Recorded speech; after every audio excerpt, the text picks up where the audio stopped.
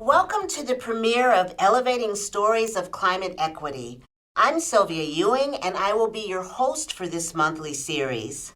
Now more than ever, Illinois residents see the connection between weather and their energy costs. During the pandemic and quarantine, our home was our shelter, and heating and cooling our homes can take a big bite out of the family budget.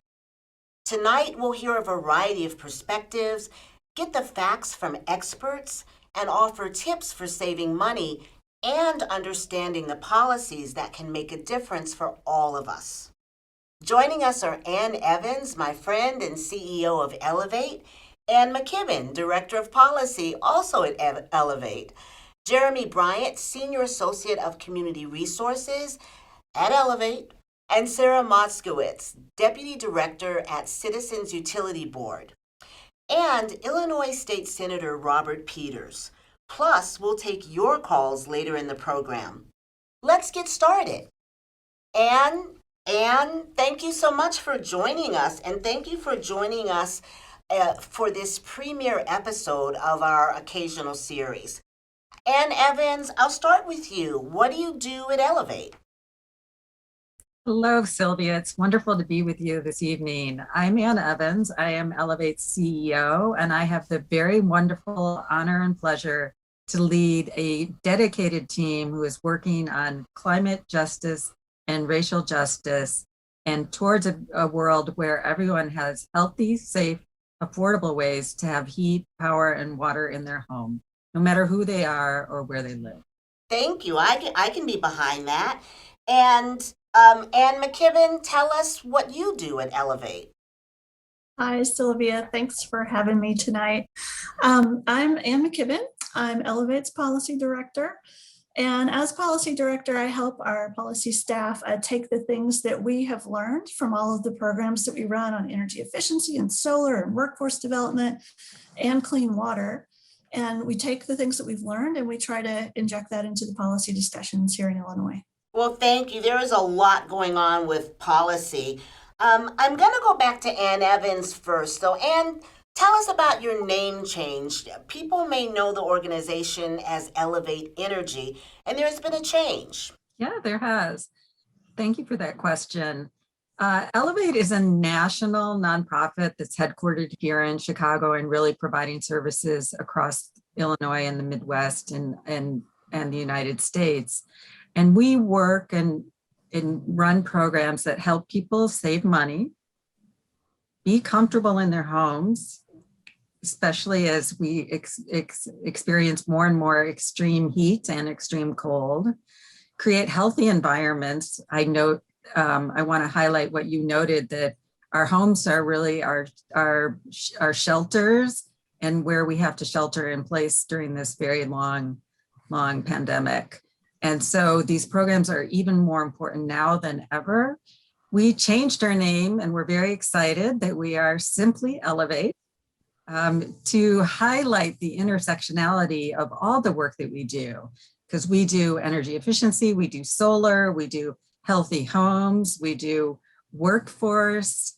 One really critical component of our work is that as we're upgrading people's homes, we're putting people to work from BIPOC communities so that they can gain and retain wealth and be more resilient in the future.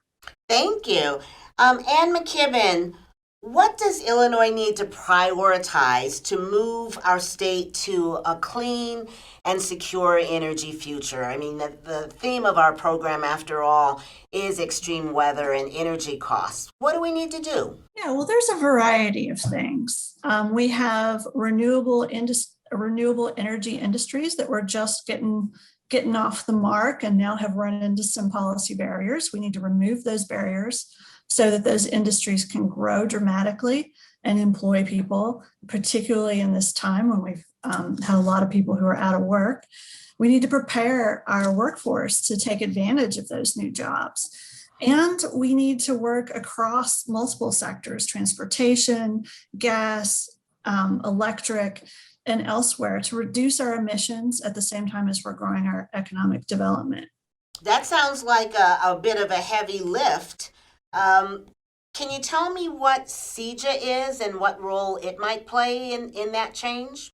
Yeah, sure. The CEJA is what we call the Clean Energy Jobs Act. Of course, why use words when you can just use an acronym? So CEJA, but the Clean Energy Jobs Act is a comprehensive piece of energy legislation. It's the most comprehensive energy legislation and the most equity focused legislation in Springfield right now. And it was put together by the Illinois Clean Jobs Coalition, which is a wide coalition of over 100 organizations from across the state, from many different sectors, who went out and asked folks, what do you want from your energy, from the energy system that we have here in Illinois? What would help you live a better life? And we tried to put it in CEJA. So it does a variety of things. It does things like improves our gas energy efficiency programs, dramatically expands them. We think that alone will save Illinoisans $700 million a year, just because we use a lot of gas and we've got an opportunity to waste less of it. So it does things like that, electric vehicles. There's a wide variety of issues that are contained in the bill, but we think that a comprehensive approach is really the way to go. Well, I want to come back to Ann Evans. How does equity look? How does it show up in your ideal version of the world, Ann Evans? Thank you. Equity to me really means anti-racism, dismantling anti-Blackness, and repairing past harms. And I think that is a long journey that we'll be on for quite some time, given our history. And of course, it's a journey that we have to take as true partners to everyone in the community, so that we can take the moment that we're in, where we have the real joint pandemics of COVID and racism and white supremacy, to transition us to a just economy, a just society, where everyone has access to just home. Everyone has access to home, safety, health, jobs, and the ability to thrive. Yeah, I know that you throw water in there as well as a right that people have. Ann McKibben, what is the state or the state government and our policies, what are they doing to protect Illinois from the kind of power grid failures that we saw in Texas? And that can be the result of this extreme weather, which we believe is the result of the climate crisis. What can we do? Yeah, well, luckily, Illinois starts out in a better position than Texas did for a couple of reasons. Our energy system, because of the weather here in the Midwest, is built, designed, and maintained in a way that can accommodate cold weather, where Texas wasn't the case. We're also part of a regional, two regional actually, electric grids. And anytime you've got a bigger grid that spans more space, it provides resilience, because if something happens in one area, the other area can kind of make up the gap. They didn't have that in Texas either. So we're ahead of the game to start. But if we want to stay resilient and we want to build our resilience, which I think we all do, we need a couple of things.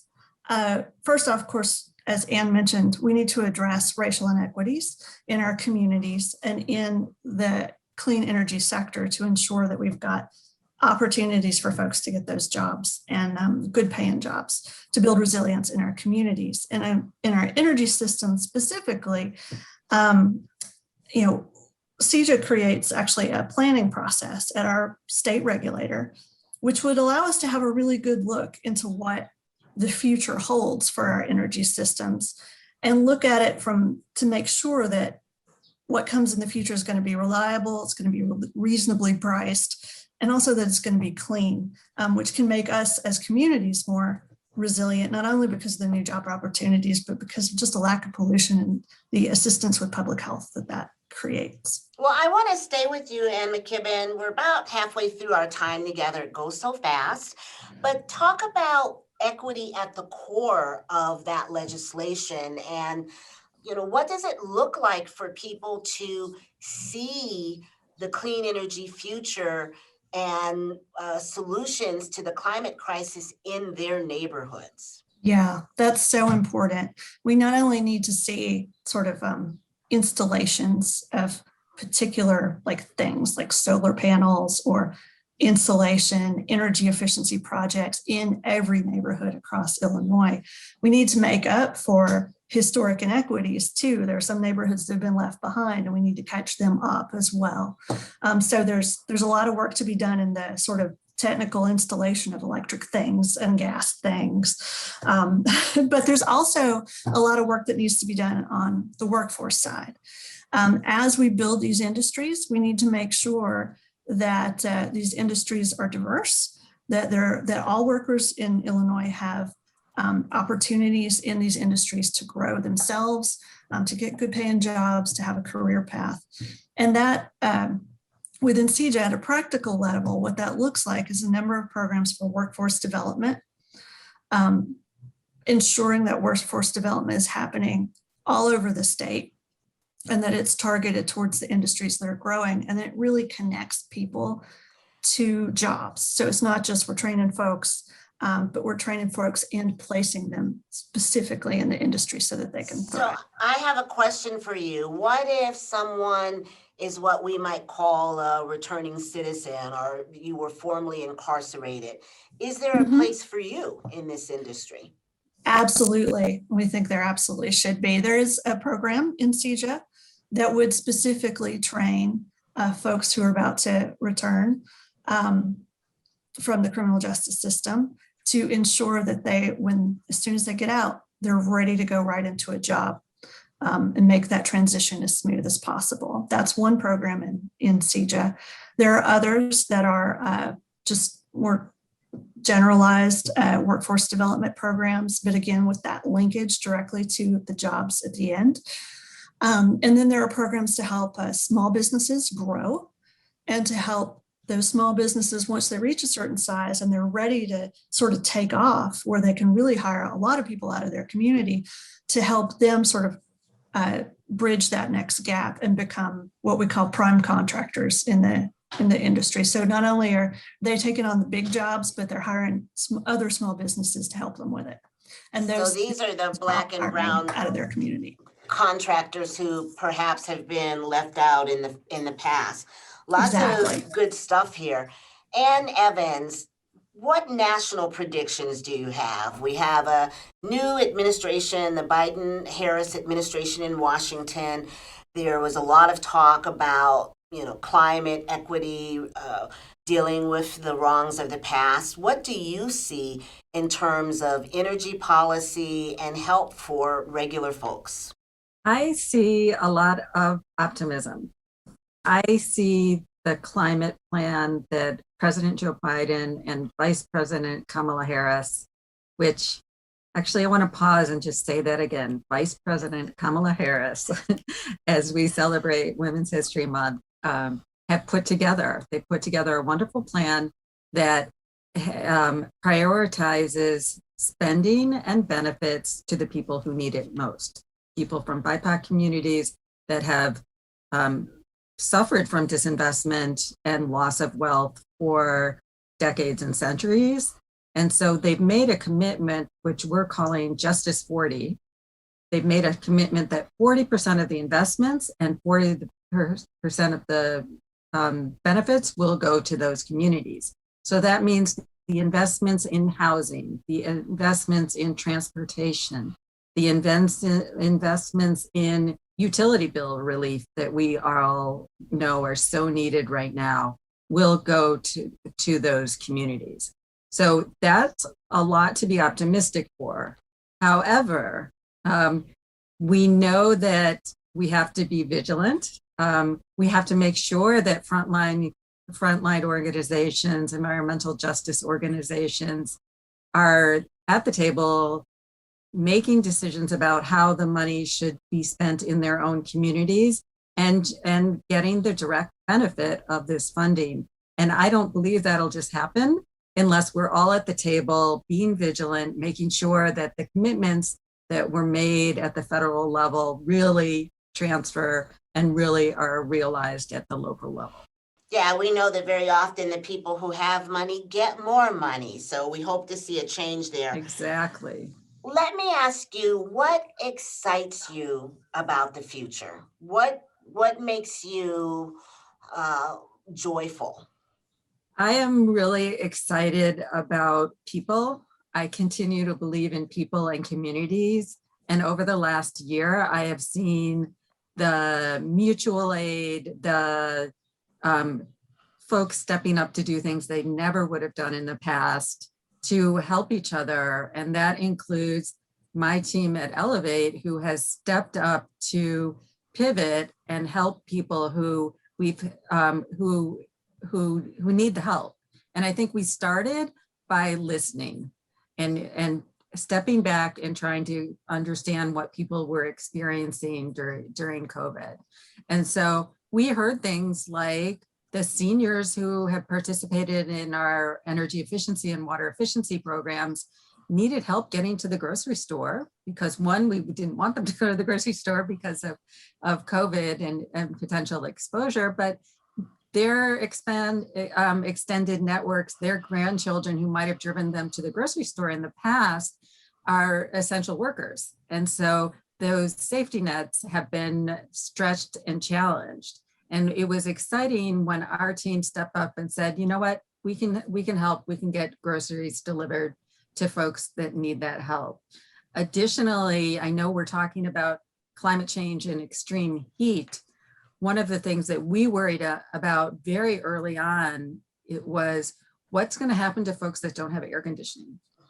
They can't go to cooling centers. They can't go to the parks.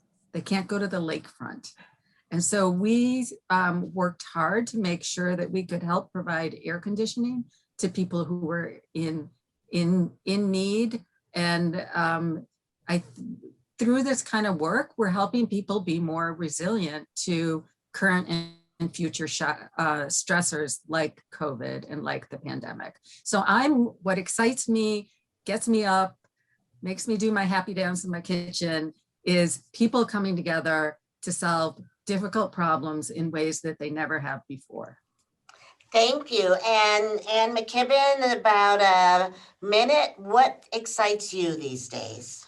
Yes, I love the way Anne put it. People coming together to solve difficult problems in ways they haven't before. I see that in the policy world too. People who haven't previously worked together, we've maybe agreed with each other and been aligned a little bit, but we haven't really worked hard together and now working hard together to solve problems, have been previously intractable problems like racial inequities and climate change. And so that kind of working together, I would just totally agree. I'm seeing a lot of it in my end too, and it's really exciting. Well, I'm really excited to have you here for this premiere segment of Elevating Stories of Climate Equity. This is our extreme weather edition. I'm Sylvia Ewing. Full disclosure, I'm a host and producer here, but I'm also director of a lot of communications, marketing, and outreach at Elevate. And I'm thrilled to hear the voices of people who have some positive, important, and factual things to say. So Ann McKibben, Director of Policy, thank you so much, Ann. Ann Evans, our leader, CEO, who cares so much, thank you so much as well. We've got another conversation coming up in just a minute, so thank you too, appreciate you. Thank you, bye-bye. Bye-bye. Earlier, I had the pleasure to talk to State Senator Robert Peters about climate and environmental justice. Let's take a look at our conversation. Thank you so much for joining us, Robert Peters. We're so glad that you're here. Tell us about your work, which district you're from, and what's your biggest concern at this moment? Yeah, so I'm the state senator. It stretches from on the 13th district, which stretches from downtown all the way to the Indiana border along the lakefront. And I think when I think about what I do in my work, it's mainly focused on what does it mean to have real safety and dignity in our communities. And so whether it's talking about climate, environmental justice, or talking about the criminal justice system, or talking about our economy, I think all these things are sort of tied together. And, you know, they sort of are, our communities have been impacted by 40 years of sort of failed policies that haven't invested in the people who need investment. So I think most of my work and most of my time is spent on what does it mean to get to that root cause in terms of people's sense of safety, dignity, and justice, and you know, sort of hit at those intersections, and try to do all my work based off of, you know, does it hit at the intersections of race, class, and gender, and that's sort of been the focus of, you know, my legislative career. It's been the focus of my life since I become an organizer. Thank you so much for both that work and that synthesis of what's on your mind these days. You talked about the intersection of so many issues. I know that you've been on the forefront of making those connections, especially around the environment. What are you seeing in your district regarding energy costs and the extreme weather that we went through here, but that Texas really made front of mind for so many people? Yeah, so my district is all on the lakefront. What that means is, you know, we've had lakefront erosion, and we have a disparity of who's getting the resources that they need from lakefront erosion. Combine that with the fact that I have the southeast side, which is an environmental justice community that constantly struggles to be able to have clean air, be able to play in their playground, be able to drink their water. And so having a lakefront based district, having environmental justice communities on top of having working class communities, what I know is that people right now are struggling economically. They're struggling when it comes to the crisis of systemic racism, and then of course struggling when it comes to a public health crisis. And when you combine all those struggles that we've seen in sort of recent crises with the long-term environmental justice crises, what we see is that communities are desperately in need of people to fight for them, whether it's in Springfield or DC, to make sure that they have what they need, so that they can at least drink the water that they have, they can breathe the air that they have, they can enjoy the lakefront that they live near. And so I think that's sort of what I've seen in terms of the community. It's sort of the conversations I've had with people. And at the end of the day, it's making sure that when we think about where we invest our resources, where we invest our time, is to make sure that every community, no matter the zip code, is made whole. And it's sort of been the focus, and what I've seen in terms of talking to people, what it's been like for last, for a few decades at this point. Yeah, there's so many systemic issues, but it feels like perhaps this can be the moment of change. I'm cautiously optimistic about our future. And then I think that there might be some tools that can move us towards the kind of future where clean energy is something that we can see outside, in our communities versus hear about on television. And with that in mind, what does Illinois need to prioritize to move the state to a clean and secure energy future? Are some of the same problems that we faced also solvable with the clean energy economy? Yeah, so we have the Clean Energy Jobs Act, which has a sort of key part to it, which is an equitable workforce development plan, which is sort of a form of a green bank.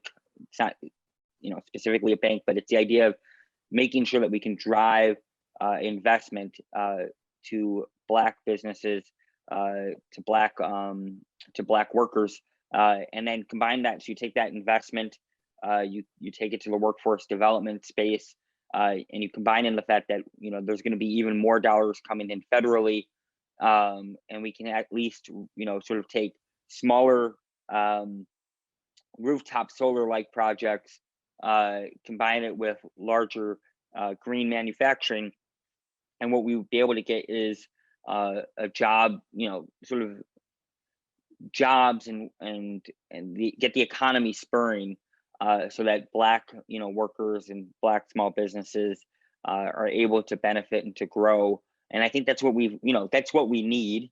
That's what we need to focus on. And so it's not only just about making sure that you have a good solar program on top of your roof.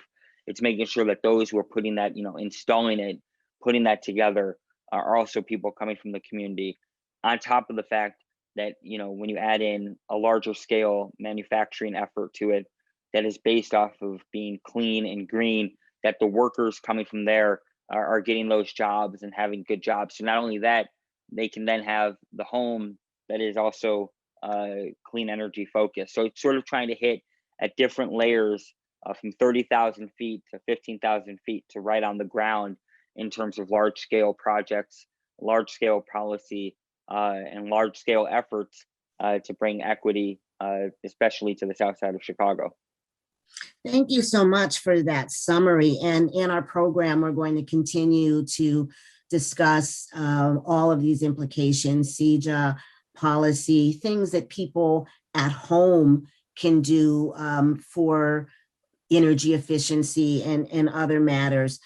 I guess that my last couple of questions are, what is the state government doing to protect our residents from the kind of power failure, the grid failures that have been in the news across the country and resulted in so much power failure in Texas? What's happening here? Yeah, that's a big question, particularly because grid management is pretty complicated.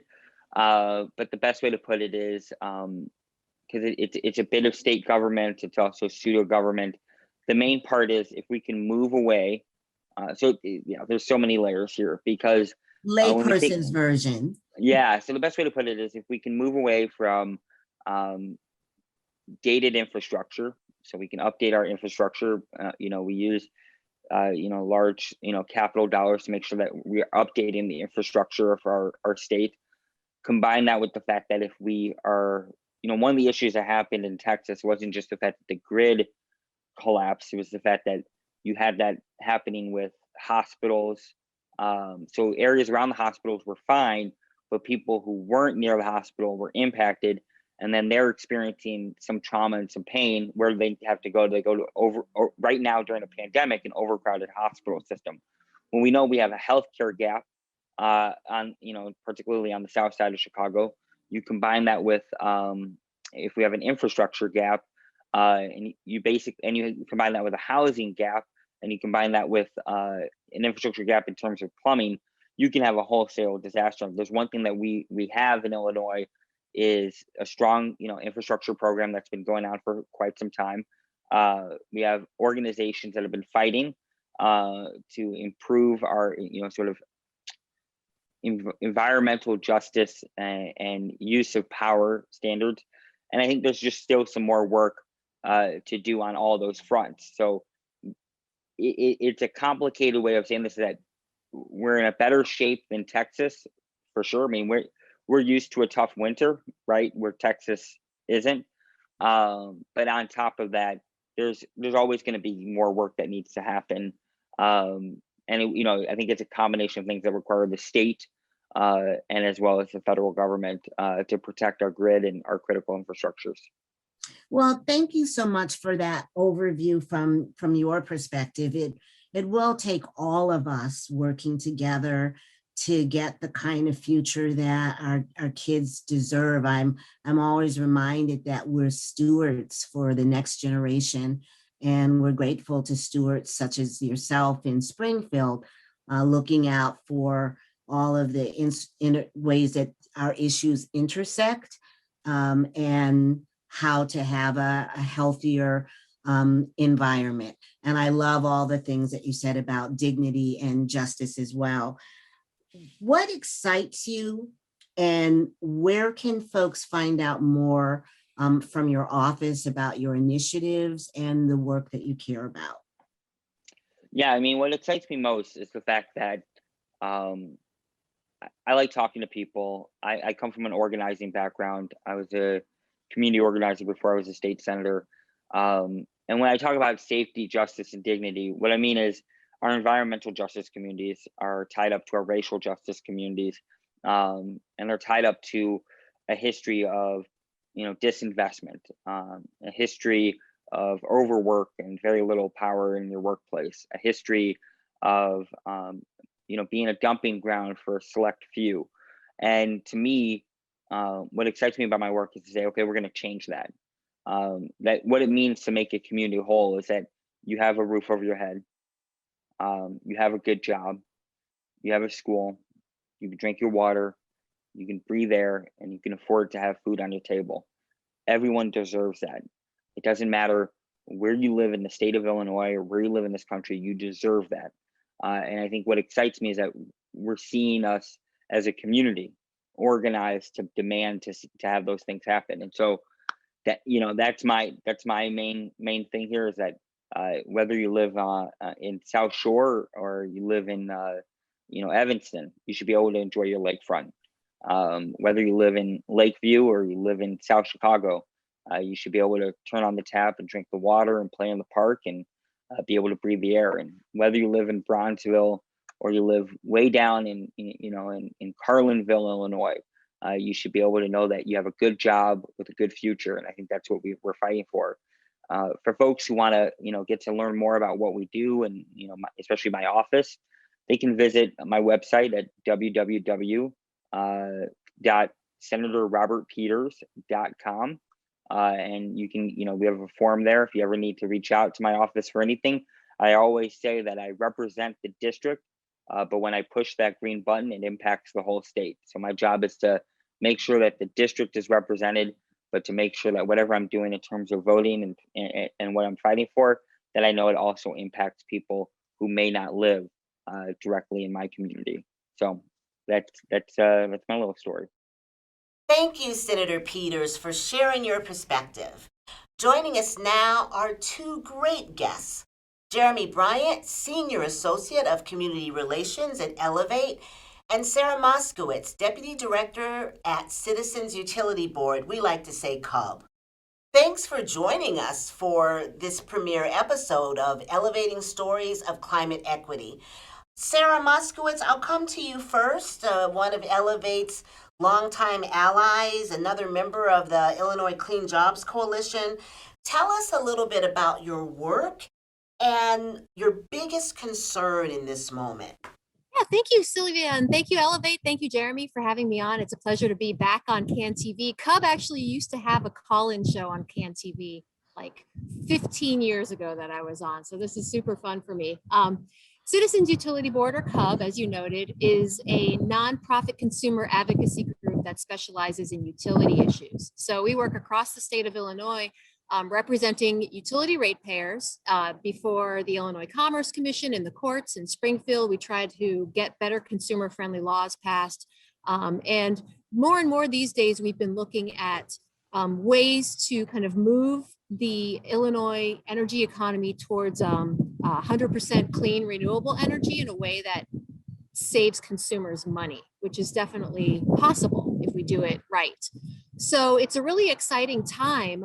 However, there are a lot of problems that exist now and a lot of problems on the horizon.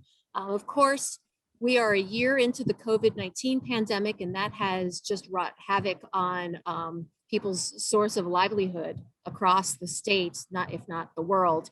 And so we're encountering lots of people who, for many of them, for whom the first time in their lives, they're encountering issues paying their bills. And so a lot of education has to be done around making sure people are aware and taking advantage of the programs that exist to assist them, because there are some good programs in place that we've put a lot of effort into securing for folks.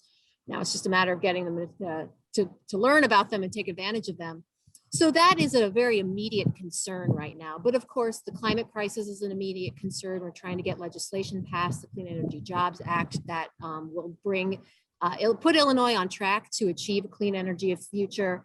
And then on the horizon right after that, we're looking at some big decarbonization fights that are coming up, especially here in the city of Chicago, where we're on the verge of a gas affordability crisis. So it's a whole lot. I could talk about this stuff for hours, as you can probably tell. So, but yeah, there's a lot going on. A lot on your Yeah. mind. And a good opportunity to get some of that factual information out there. Jeremy Bryant, old friend, tell us about your work and your biggest concern in this moment. Hey, Sylvia, Sarah, nice to be here this evening. My name is Jeremy Bryant. I work for Elevate.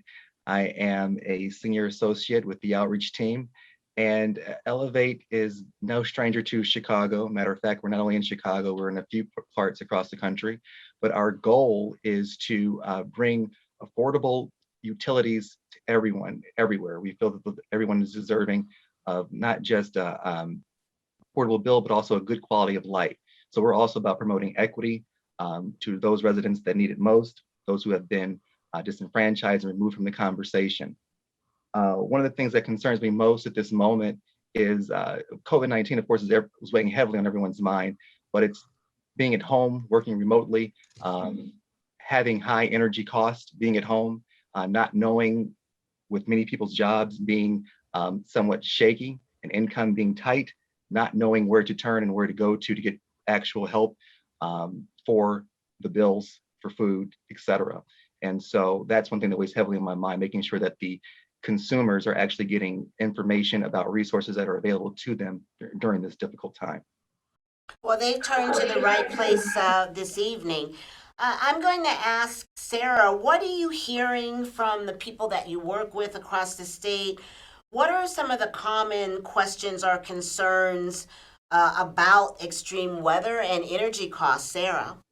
Well, of course, for the first time in my professional career, I had people who've never taken any interest in what I do for a living approaching me to ask about grid reliability and energy costs. Of course, that's because of what we all saw happen in Texas last month. So, Texas is a unique state when it comes to how they operate their grid. And so a lot of the folks that I talked to in Illinois were really concerned about the situation here in the Midwest, and could what they saw in Texas happen here. And luckily, there are a lot of ways in which our system differs from what happened in Texas. But still, it was quite cold here as well. And we too saw some soaring energy costs, especially real-time prices for electricity, that gave folks who were on, say, ComEd's hourly pricing or Ameren's PowerSmart pricing programs some concern. Now, of course, those prices have come right back down as we expected them to do, and we still think those are fantastic problems, but we've been out there for years promoting those programs, and then suddenly people saw unprecedentedly high charges as a result of some of the strains on the grid and some of the strains on the gas distribution system, which kind of had a ripple effect onto energy bills. So of course, when it's cold, bills go up and people get concerned about that. And there are still a lot of scams out there, of course, even though there are laws in place that are better than ever protecting people from unscrupulous alternative energy suppliers. We still see them out there. We'll still hear about them calling folks.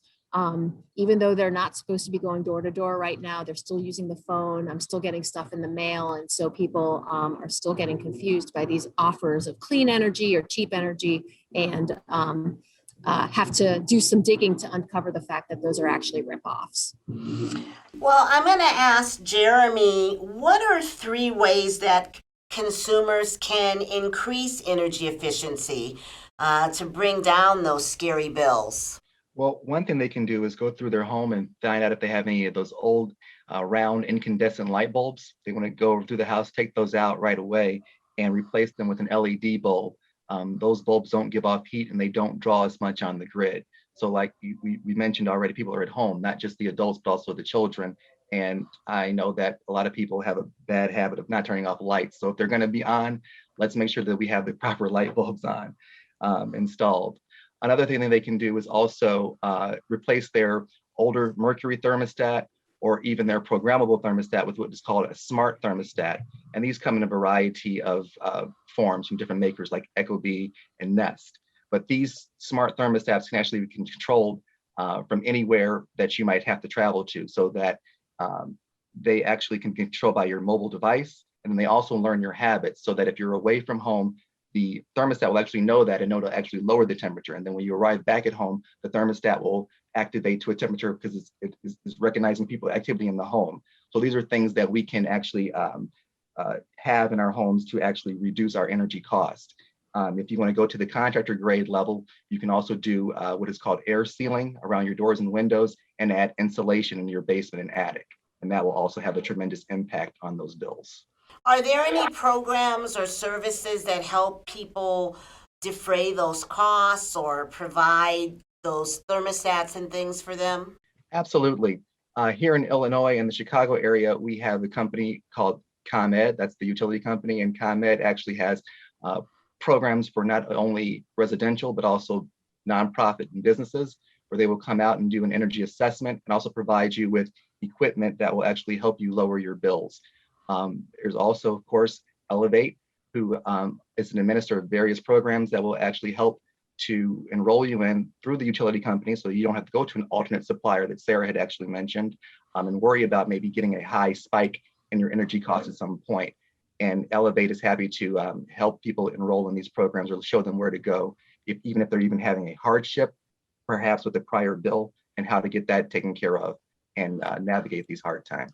I'm just going to ask you, if you don't know how to do a lot of technological stuff, can you figure out how to use those thermostats?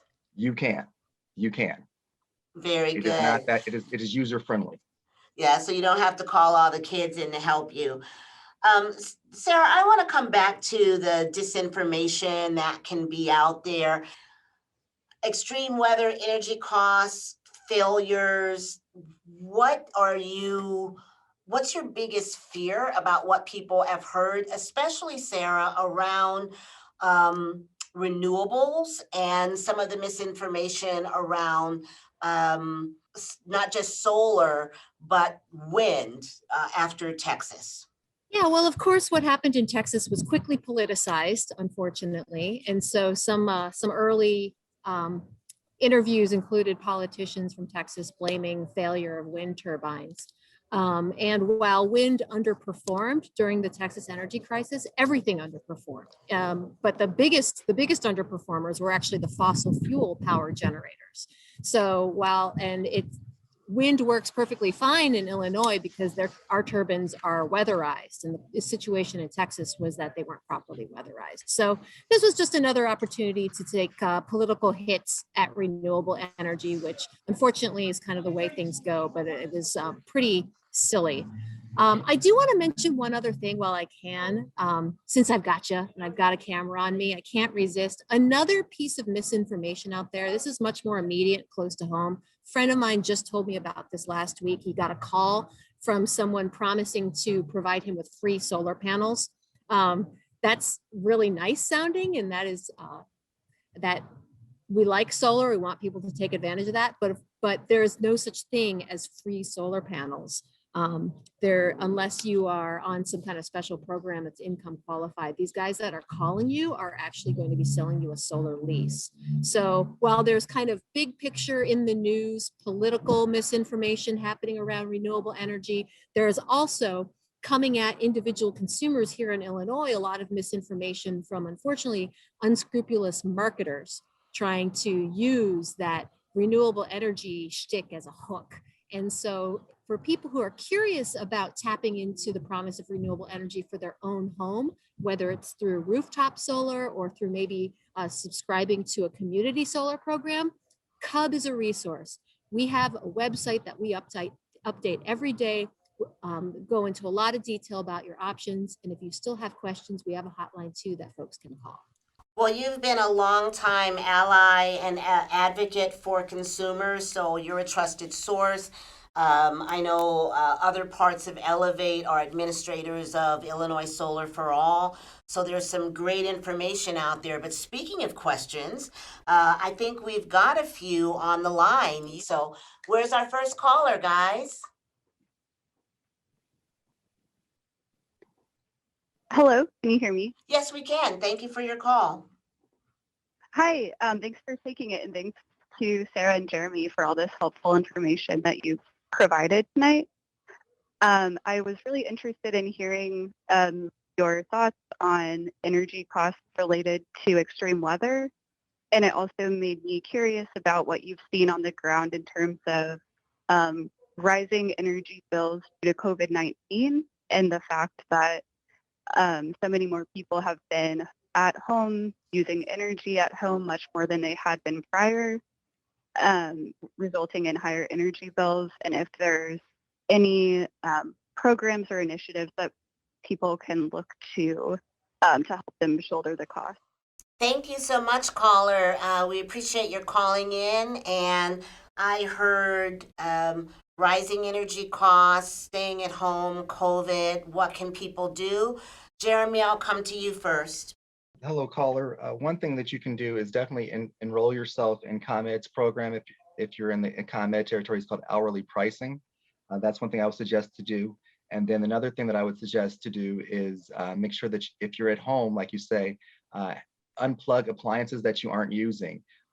Perhaps purchase what is called a smart power strip, which is a power strip that you can plug multiple items in, but they will not draw on the grid as they would if they were just plugged directly into the regular outlet in the wall, unless it's actually on and running. That's what we call vampire voltage, where it's just drawing on the grid without you even knowing about it. Those power strips are readily available at any hardware store. And then I would also strongly suggest that maybe you make sure that you upgrade your thermostat to one of the smart thermostats I mentioned, so that you can make sure that your thermostat isn't working. I mean, not your thermostat, but your heating system is not working harder than what it needs to be when you're at home. And always, of course, wear warmer clothes if you can. Well, thank you. And I know we have so many devices in my house. My granddaughter's got a tablet. Everybody's got a tablet, a phone, a thing, streaming. There's another question about how people in disadvantaged communities deal with extreme weather situations in the context of COVID. And Sarah, I'll come to you for that. Well, everything that Jeremy said was great advice, and it's something that I want to underline. When COVID struck, a lot of stakeholders at the state came together to try to work out some assistance for folks who were finding themselves unable to pay their bills. And in fact, we made quite a bit of progress. It was, according to our general counsel, it was quite an ordeal coming to an agreement, but we hammered it out and the state approved it. Unprecedented package of benefits for people who are having trouble paying their bills. So there's new monies made available for folks to help pay off their unpaid balances. There are rules in place requiring the utilities to offer people longer deferred payment arrangements. So if you have a big bill, you can't pay it all at once, call the utility and they can chop it up into little pieces and you can pay it off over a long amount of time, over a longer amount of time than you could under normal regulations. But the key to that is you really have to communicate with your utility company. And I feel like such a scold saying that because I know what it's like to call these guys. I know what it's like when you're behind on your bills and you don't want to even think about it. You see that disconnect notice come in the mail, it's pink and you're like, if I don't open this, maybe it's not going to happen. Fortunately, that's not how it works. It will happen. And really, it will help so much if you face this head on, call up your utility and tell them you are experiencing a hardship and what can they do for you. Because right now, the chances are very good that they can do something for you. We want people to take advantage of this. For the first time ever here in the state of Illinois, you don't have to have a social security number to take advantage of LIHEAP benefits, which is fantastic. That's a great benefit. But again, people don't know this. So we're really trying to get the word out. Once you're disconnected by your utility, it is much more difficult to work with them. So we want this to happen. You want this conversation. You want to tell them you're experiencing hardship. You can just quote us, experiencing hardship, before you're cut off. I think we've got another caller. Our number is 3. This is Elevating Stories of Climate Equity, our Extreme Weather and Energy Costs edition. Caller, what's your question? Hi, I heard you say something about an assistance program is available. I was wondering what it is and where I can find out more about it. And which program were you asking about? Sarah was saying something about an assistant program that they might be available. I was trying to see more information about that. Sure. So we've got a variety. So we'll pick help with energy bills. We'll recap that, and we'll also recap maybe our pricing. So Sarah, I'll stay with you, and then we'll see what Jeremy can add. Thank you, caller. Yeah, if you go online and just Google Help Illinois Families, I believe it's helpillinoisfamilies.org. That's a website that the state's put together where you can actually apply for LIHEAP benefits. But And aside, say what LIHEAP is for people. sorry, yeah, LIHEAP, it's LIHEAP. That is Low Income Home And be Energy still, Assistance Sarah, because the Program. wind's getting you. There you go. It's LIHEAP is the Low Income Home Energy Assistance Programs. Pass it on. Thank you. And that will help you with your energy bill. Correct. Jeremy, what other programs can you mention? And perhaps you can share your resource number as well. Absolutely. There's a variety of programs that we can possibly point you in the direction that Elevate either administers for your pricing for your electricity or otherwise. I would strongly encourage you to contact me at 833-204-1992. And we'd be myself and my colleagues would be more than happy to call you and talk to you about the pricing programs that would be special for you, or any programs in general that you might find useful as you navigate COVID-19 and whatever else you might be going through. And we're talking with some Chicagoans today, but these resources are available for people around the state. I think we've got another caller. Welcome. What's your question? Hi, I have a question about property damage. I had a lot of ice and snow on my roof this past winter. Are there any programs providing relief for homeowners that incurred any costs related to that, or any advice for us in general? Oh, thank you. That ice was something. When all of that snow melted, I saw ice slicks that I'd never seen before. Jeremy, do you have any advice for homeowners, or is that a Sarah question?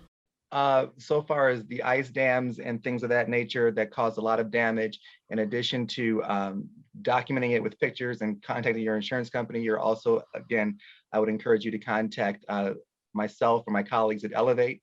And that number is 833-204-1992. That is our community resource hotline.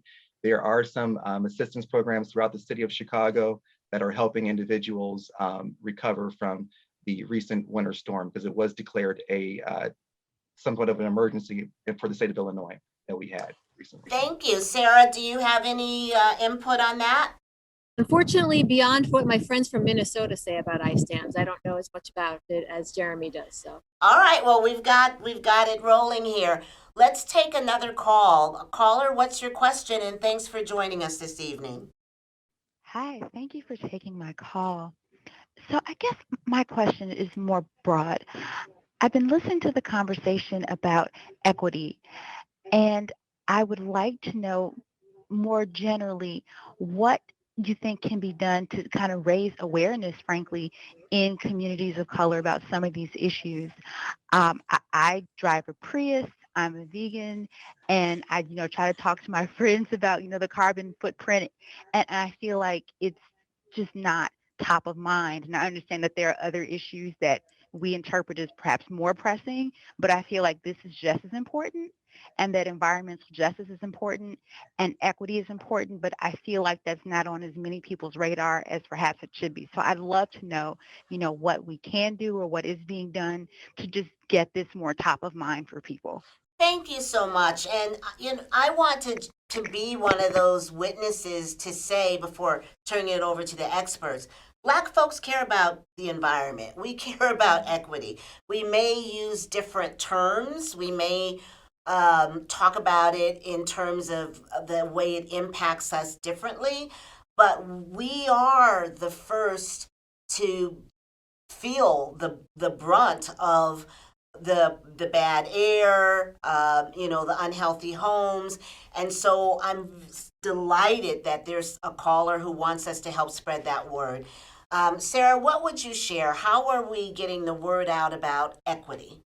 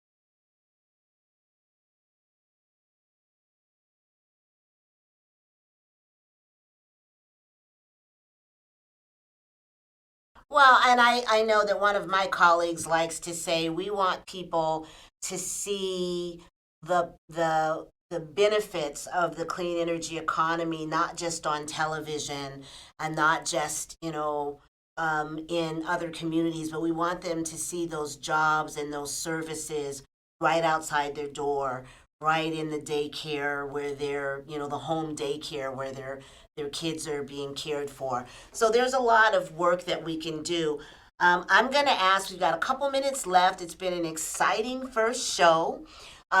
So I want to ask you, Sarah, what are you excited about and how can people reach you? And then I'll give Jeremy his last words as well. Great. Well, that is actually a perfect segue because I am excited about how the discussion around energy equity has really come to the forefront. The concerns about affordability and energy burden, which used to be, I felt like we were just a small group kind of clamoring off to the side while everyone else was worried about other stuff. Because perhaps of the events of the past year, those issues have really come to the forefront in a way that I think we can is a fantastic opportunity. So we have a great issue. We have big problems, but there's a lot of attention on it, and now could be our moment. Thank you. And Jeremy, you just have a chance to say goodbye and give us your number again. Okay, so if you want to reach me or talk about any of the things you heard tonight, you can reach me at 818-33204-1992. This was fun. It was a pleasure. Well, it was a pleasure to have you. We've got these experts in our community. We're happy to be here with you. Tell your friends about this program. We want to hear from you and we want to serve you. So thanks for joining us for the premiere episode of Elevating Stories of Climate Equity. A big thanks to our guests on this episode, Ann Evans, Ann McKibben, Jeremy Bryant, Sarah Moskowitz, Illinois State Senator Robert Peters. Thanks to you, the callers, our partners here at CAN TV, and our outreach partners at the Illinois Clean Jobs Coalition. Climate change is real, but the solutions to this crisis can also provide jobs, benefits, and services for people who are often left behind. Clean energy is for everyone. I'm Sylvia Ewing. Thanks for watching. See you next time on April 22nd for the next episode of Elevating Stories of Climate Equity.